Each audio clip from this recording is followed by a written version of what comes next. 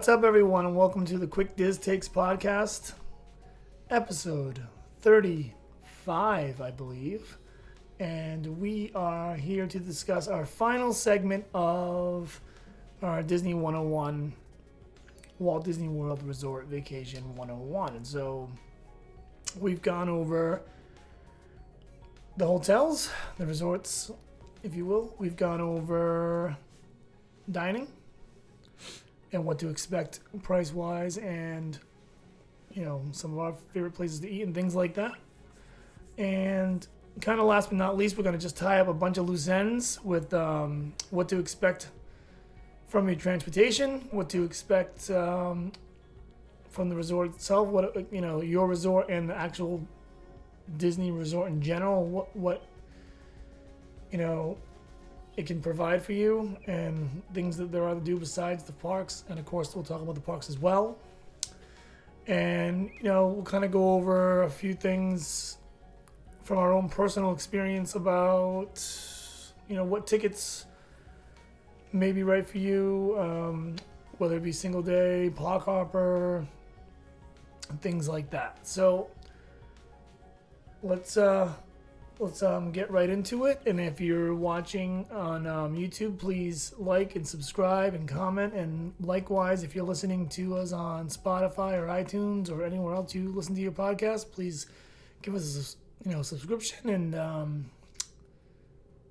give us comments and things like that. We've gotten a lot more of those lately, so that's a good thing. And keep those coming.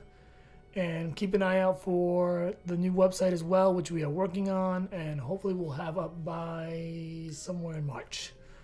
But I will keep you guys posted on that as we go along. But without further ado, let's get into this. So, I guess the biggest question now, you've got your room, you've decided on whether or not you're going to get the dining plan or not get the dining plan. Now the question is, what kind of ticket is right for you and your family? Now, we've been kind of going along basing this on a 3-person family, so we'll go with the family of 3 theme again, just to keep it simple. And obviously, you can do your own math to figure out if you have any additional members. And we're not going to delve into specific numbers. We're just going to kind of give a general idea of how this works. So, let's say you're going for the week, so you get a Saturday to Saturday, and so basically 6 full days for the most part. The question is now, what is right for you? Now, bear in mind there are a lot of questions to be answered to come up with the answer to this question. Are you going to do theme parks the entire time? Are you going to take a day to relax by the pool? Are you going to take a day and do Disney Springs for an entire day? Are you going to go to a spa? You can kind of see where I'm going with this. So you need to answer that question first, because basically Disney does ticket packages, I believe, starting from, you can do a single days, but if you want to start to save money and get a better value, I believe it's 3 days and up on their ticket plans, if I am not mistaken. I believe so, because in order is it still in order to get the tickets and stuff on your Magic Band? If you're staying on property, it has to be 3 days or more, I believe. So I think it would start at that. 99% sure 3 that is days. accurate. So let's just say hypothetically we're gonna do all 6 days, just because that's how I like to roll. I've been an annual pass holder for this last year now, and I might do it again because of that. And that's one of the main reasons why is when I go, I usually go to a park every day. So that's going to give you admission to the theme parks. On a base ticket, 1 theme park a day. So basically, I'm going to Epcot today. You go to Epcot, you stay in Epcot. Hollywood Studios, so on and so forth. Now, I know you and Sarah had done that most of your trips up until recently, correct? Yeah. We usually just buy whatever Normally we do however long we're staying, and we'll do minus a day. We'll usually take a break of 1 day, but the same thing. We used to buy the tickets, just a regular per day. Yeah. per day, but we get the park hoppers. Yeah. But just So, so you did get the park hoppers? Yeah, we usually always get the park hoppers Okay. just in case you go somewhere and it's crowded. You just go somewhere else. So we do the same thing. So we're not gonna neither one of us are really gonna speak from experience on this, but I do know that you buy the base ticket and the park hopper is an upcharge. I believe it's around $85 a day per person. Not a day. $85 per person. Yeah, it's something like that, between So- 60 and 80, yeah. Figure for a family of 3, you're slapping on another $240 to $300 somewhere in that window for your vacation. If you want the hopper, the hopper allows you to go to any park anytime during the day when you start your day at the parks. So you go to your first park, you scan in. You've now used your ticket for the day. That's gonna count as one of your days, but you can go to any of the other 3 theme parks throughout the course of that day or any other day in your trip. I like that freedom. Mm-hmm. I can say that when you're an experienced goer, I would say probably most people like that freedom. If you're going for your first time, you may not need that freedom. I mean, you go to the Magic Kingdom for your first time. Yeah, you're probably going to just be there all day. Yeah. You're probably going to be sensory overload and you'll, you know, so. And yeah, definitely for your first couple times, it's more of you want to experience that whole thing. And I mean, yeah, like you said, once you get used to it, you can kind of pick and choose where you want to jump to and not or not. Yeah, so you may want to just hold back on that if it's one of your first trips or you're kind of a newbie to this. Also, I believe if you are to arrive there and after a day or two you decide you want a park hopper, I believe you can go to guest relations and remedy that anyway and upgrade it and make the upgrade if you wanted to. So there's always an option. I think so, but then it's still based on your whole. Yeah, you're gonna pay. Yeah, so if you don't, So if you miss the first 2 days, and now you want it for the last 4 days, you're not gonna pay for 4 days. You're going to pay for the 6 days. You've already. So that's something you got to make a decision about beforehand. But just know, like, I would say this: you won't regret if money's not too much of an object, and you can throw the extra $250 around. Money is no object to you at that point. I would say just go for it because you're not going to regret it having that freedom. Yeah. Most likely. Especially, like the more of like you wait. If you wait, then that like you're paying that money out of pocket that day. It's easier to do it. Yeah, for some just reason. roll it in when you roll it in when you first buy the tickets, and it's just it's out of it's out of mind already. So obviously the theme parks offer everything you're going to see when you're booking this trip, and they're all, we wouldn't be here talking about it if we didn't love them. And so that's the main in your face offering of these theme parks. And then you can get the Park Hopper Plus, which adds the water parks, which I've never gotten the park. I would contend the last time I probably went to a water park I was in high school. So if you want, but if you're a water park person, then they got 2 good ones. Yeah, and if we were to go to a water park, it would probably be more of a spur of the moment, and we'd just go that day. Which is it's not like the prices of it's not. I don't even know how much it is because I haven't been in years, but it's not the whatever the cheapest ticket is, like $109 a day you can get for a regular park. It's probably, I think it's like around 50 or something. It's not. Yeah, it's crazy not horrible. Expensive. I did it once. I got the Park Hopper Plus once a long time ago, like almost 20 years ago, and we ended up going to Blizzard Beach for a day on it. We just kind of did it to do it, and then we're like, well, I guess we'll go now. It's okay. I mean, it just depends on your personal preference. It's what type of vacation you want. Yeah. Because to me, like the theme park, I can go in those. You can probably put me in Disney for a month, and I could just bounce around on those theme parks, even though I've been there a million times. But not everyone's going to be like that, and so Yeah, and I mean, you need to understand what you want to do. our family's just fine with going and jumping in the pool and hanging out there for the afternoon instead of going to a water park thing too. So That's another thing. it all just depends on your You get young preferences. kids, they're like wrapped into that pool. Oh, You don't yeah. even need a water park. No. And then if you're staying at a moderate, most of them have a water slide Yeah. or a moderate up. So it's another thing to keep in mind. And the water slides are pretty decent. I mean, there's only one, but Yeah. you might have a kiddie one and a big one. I don't know. Yeah. It's something. It's Yeah. it's something that they'll Kids don't take much. they'll go over and over. But yeah, so, and then tying into this, we spoke about it, briefly in the other two podcasts here and there. You get your transportation, and basically at Disney, and this transportation we're speaking of is directly from your resort to the theme parks and the water parks in general, and also Disney Springs. So you got to kind of, learn how that all works. They have. It's pretty straightforward. The buses come on a 20-minute loop roughly to your resort and take you to Magic Kingdom, Hollywood Studios, Animal Kingdom, Epcot, Blizzard Beach, Disney Springs, or Typhoon Lagoon. You also have the Skyliner option if you are currently or will be staying at Pop Century or Art of Animation and or Caribbean Beach and the Riviera. Highly recommend that means of transportation if you can get on it, because you will pretty much have the run of Hollywood Studios and Epcot if you are on that line.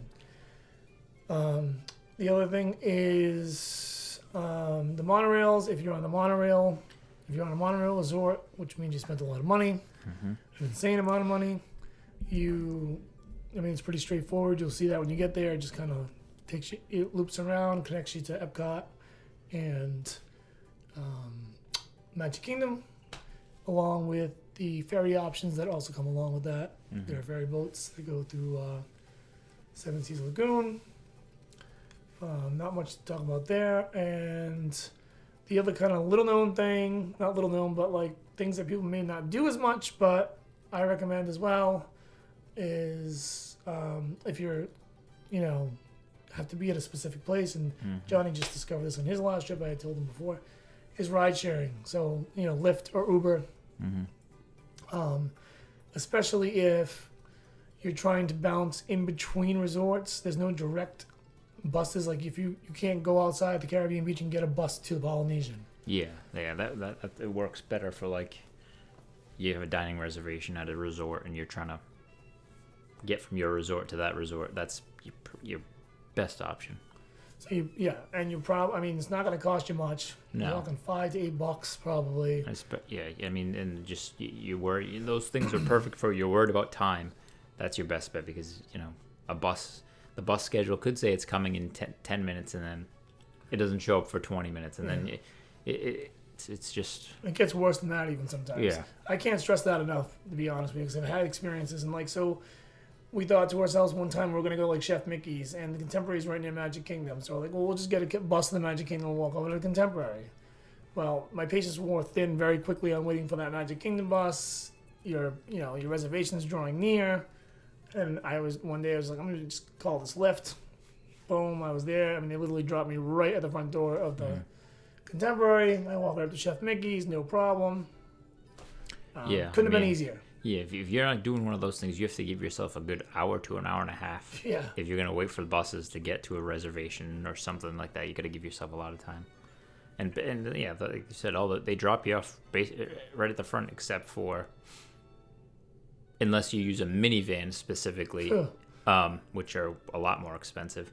But if you use Uber or Lyft, the only one it's not going to drop you off at is the Magic Kingdom. They're going to drop you off at the transportation and ticket center there. Pro tip, if you don't mind walking, it's up to you. If you don't mind walking, what we do is we take it right to to the Contemporary. And just walk and they'll just drop you, I'll just tell the guy, drop me right there at where the guard shack is, and it's like a 5-minute walk in. And that little pathway has its own security. So now you get to go right through that. It's I've never seen a line there. And you go right through that, so you don't have to go to the main security area, and that gets you right to the ticket booth. So that's not a bad way to go either. Or you can, like Johnny said, just go to the ticket and transportation center and jump on one of those. That depends too. That's hit or miss too, because sometimes you can be. It's just all. It's up to you. But it's only the Magic Kingdom. Everybody else, they drop you off right at the main It's up gates. to like who's in your party and what your walking preference is and all that good stuff. Yeah. You should probably have a good walking preference if you're doing these parks. Pro tip: expect to walk a ton, or get a wheelchair or scooter if walking is not your thing. But yeah, you're gonna walk a lot, like 25,000 steps a day. Yeah, if you're not used to walking, like the pathetic thing is, with me, we went to Disney and I didn't walk as many steps in Disney as I walk normally in a regular day at work. Yeah, that happens to me too. So I mean, it's fine for us. We're used to walking around all day, but other people. I even suggest if you're type of a person that has like a desk job or something, at least a couple of weeks before Disney, after work, start going for walks. Get used, because serious walking. You don't want to end up with and it sneaks up on you. Blisters and stuff on your toe. Yeah. Because of that, first of all, and you're like taking everything in, so maybe you're not even noticing you're walking as much at first, and then some point in the day you're like, whoa. Yeah, and like you go get a fast pass here, you get a fast pass over there, and you're just walking back and forth, and you're in a zone. And then when you get back to the resort at the end of the night, it's like, wow, I walked a lot, and your feet will hurt. I mean, and there's like, most of the things you do are going to be like far from each other. Like, well, we just went on Space Mountain, and now we have dinner reservations at the Skipper Canteen, or whatever. Things are going to happen where you're just going to find yourself going a lot of places. I guess you could get a little strategic in your fast pass and dinner planning if you wanted to stay close. I mean, I know I went with my father-in-law. He's kind of got a bad hip in this past June, and because I kind of know the parks inside now, I kind of like, we needed to get across the Magic Kingdom. What I did was we kind of did like Space Mountain, and then I slowly, like, we stopped at shows along the way, like Mickey's PhilharMagic, Country Bear Jamboree, and like kind of broke it up. Yeah. So there's like things like that you can do when you get a little more savvy. But for our intents and purposes, like what we're kind of trying to achieve today, like you're gonna need to figure all that stuff kind of on your own later on. But just once again, plan to walk. Just trying to think of any other friendly advice here we can give. There's Disney Springs. We'll touch on that real quick. Disney Springs is essentially just a kind of a commercial area where you get a lot of shops. Obviously, a lot of Disney merch you can get there. A lot of high-end stores you can shop at, like kind of like your run-of-the-mill outlet style. Brought a little bit up to the next level. You got a Cirque du Soleil show, which is currently closed there, but will be open soon. You can check out. You got the NBA Experience, which is some type of basketball experience if you're into the NBA, although I heard it's not too good. No. You get the AMC cinemas, which is, if you feel like seeing a movie at night or something, there you go. You got Splitsville, which is a really cool bowling alley where you can get good food and stuff like that. Rumor has it, best sushi on property there as well. Yeah, that's what I've heard people say, yeah. Which I'm curious, because there's Splitsville next to us. I wonder if the because it's one of Patriot Place near the Patriots. Yeah, I wonder if they have the sushi. I've never tried it, so I have not either. But maybe one day we'll stop in there at some point in one of our future trips. But who knows? There's so much to do. Like we never get to a lot of these. There's like a bunch of restaurants. There's a T-Rex, which is a restaurant that's themed after dinosaurs and things like that. It's kind of like a rainforest cafe feel to it. A lot of theming in there. And there is a rainforest cafe there as well. Guy Fieri has a restaurant there, I believe. Yeah, the chicken guy, the chicken, which I tried. It was really good. Yeah, and I know they're expanding it into the little thing on the side. They're putting more tables in, so it's popular. I mean, there's so many restaurants you can't even name them all, and there's a lot of them are really good too. Deluxe Burger. We're just gonna highlight a few off the top of our heads. Yeah, great burgers there. Alcoholic shakes they have there are good. There's a House of Blues. There's a House of Blues. Yep. Not a bad place to catch someone doing some music at night and have a drink. I mean, there's a lot of like there's a big Planet Hollywood. It seems like there's a lot of like. I mean, if you're like a Food Network type of person, there's a lot of like those chefs that have stuff there with. I'm Just trying to think that I've never been to that Morimoto, but isn't he Yeah, like an Asia Iron Chef or something? Asia Morimoto, which is supposed to be pretty good. Never been there, but Is that Art Smith, who's more of a celebrity chef? I mean, there's a ton of stuff. yeah, they get a lot of. And the new thing they're doing now is the food trucks too. They have that whole little food truck section, Mm-hmm.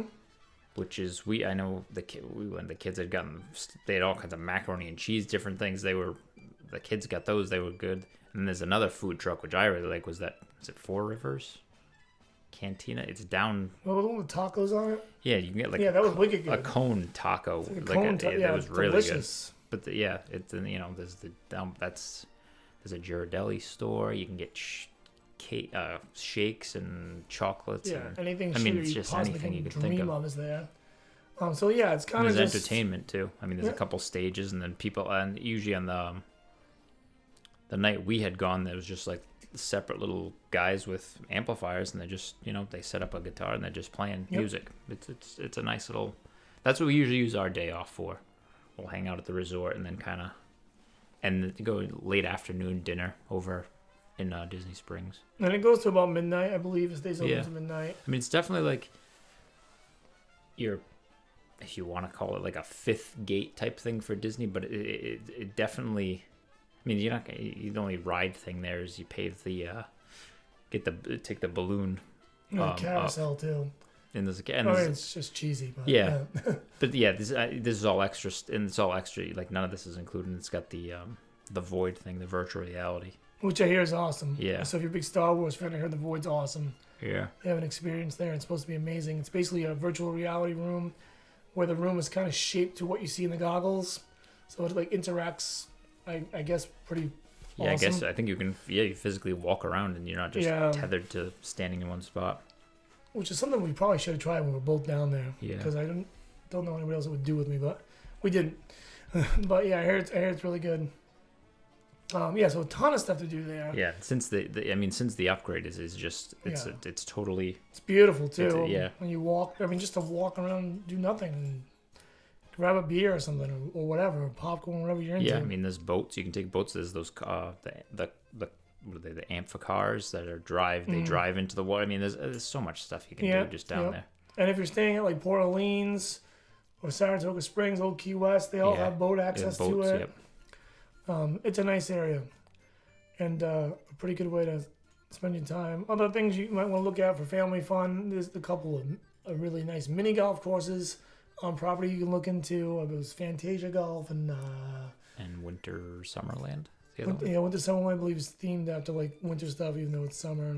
Yeah, I think it's kind of like North Pole, and then it's a Santa type thing, because I know like in the Summerland is Santa on vacation.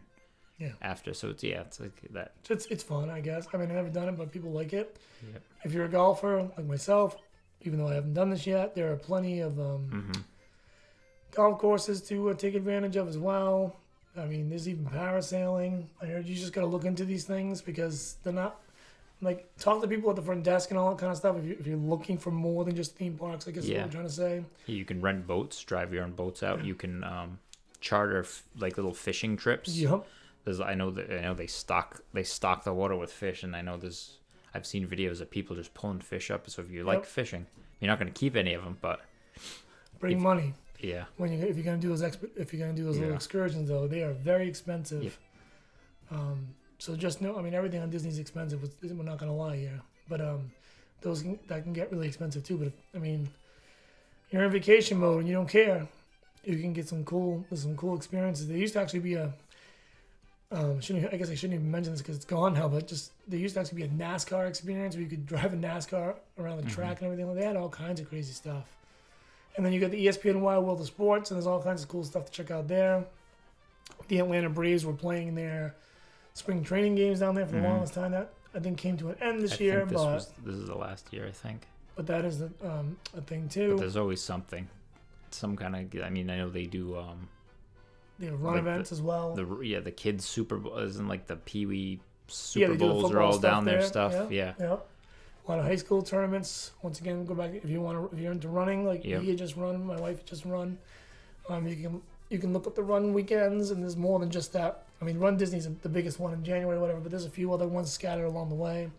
You can look into if running is your thing.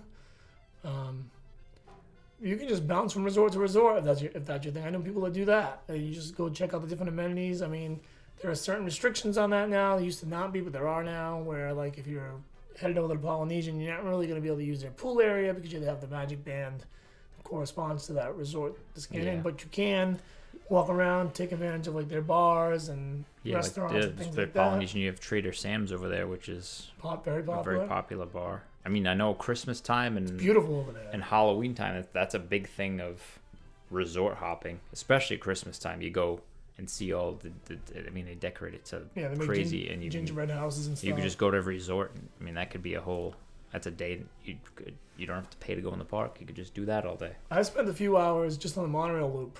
Personally, I've done that. So, and there's my dog getting his 2 cents in. But yeah, a ton of stuff to do. If you want to know anything else to do or have any questions about anything, just leave comments and we'll answer them. Or tweet or hit us up on Twitter. We'll answer them. Because we're gonna keep this one short and sweet, and that's pretty much all I got. Unless you have anything last minute things you want to throw in here, Johnny. No, I think we got all the basic stuff covered. Ask a lot of questions to us or to the cast members when you get there, and do some research, watch vlogs, things like that, and it'll heighten your experience one way or another. And don't be afraid to ask. Cast members will answer anything. You'd be amazed at the things that are available that aren't exact. Like a lot of things are thrown at you. You can see what's available, and there are a lot of little hidden gems. And depending on what you do, or if you have that one kind of person who's not really a Disney person in your group that needs a little more to do, talk to the people at the hotel, talk to the concierge, talk to cast members, and they'll steer you in the right direction. Yeah. There's a lot. And even if you need to go off the property, I mean, there's a whole, international drives, got all kinds of stuff down there too. We're not going to get into it, but there's a ton to do. There's a Top Golf nearby. There's, other amusement parks. You got Busch Gardens, an hour away, and there's ways to get there, via SeaWorld, which is close by as well, and obviously Universal. So there's tons to do outside of Disney World too. There's a lot of that little area down. I don't know if it's downtown, but they got the big Ferris wheel. Yep, and they got all. It used to be called. Yeah, they got all kinds of stuff. It's good. Yeah. Orlando's a good area, so we obviously hope you go to Disney because we love Disney and we talk about it, but check the other stuff out too because you can really fill a week up with a lot of cool different things, and Universal's they're solid as well. Yeah, I mean, yeah. But, we could fill up a month easily with all the stuff down there. It's not even, You're never going to do it all either. That's the other thing. When you start factoring the shows, the rides, and food and relaxation, it's just not enough time in the day. But anyway, thanks for watching again and listening. Our Twitter handles at Quick Diz Takes for me, at Johnny Castano for him. If you're watching, you'll see it on your screen anyway.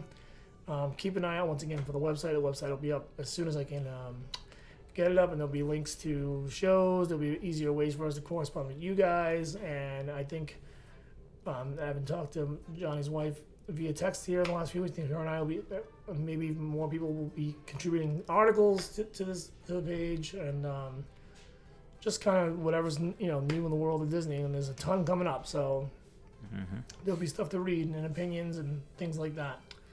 And next week we are going to get back to just kind of a more laid back, what's going on lately, fun topic thing, and getting ready to celebrate 1 full year of podcasting here in a few weeks as well. So keep an eye out for that. Anyway, have a good week, and we'll see you next week.